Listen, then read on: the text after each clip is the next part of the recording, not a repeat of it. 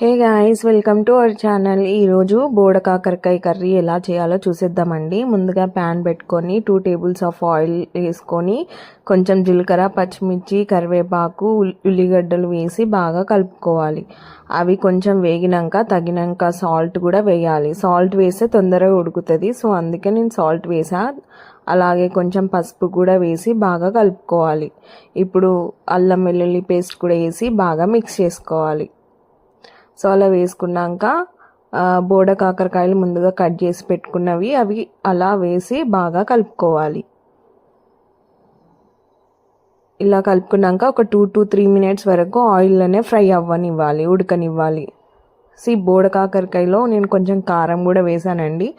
So కారం వేసినాక తగినంత వాటర్ వేసి మళ్ళీ 1 minute వరకు దగ్గర పడేలాగా ఉడికించుకోవాలి. అంతే, ఎంతో రుచికరమైన బోడ కాకరకాయ కర్రీ అనేది రెడీ అండి. ఈ కర్రీ అనేది చాలా ఇష్టంగా తింటారు అందరూ. మంచిగా ఉంటుంది కర్రీ టేస్ట్ కూడా. లాస్ట్కి కొత్తిమీర వేస్తే అయిపోయినట్టే కర్రీ.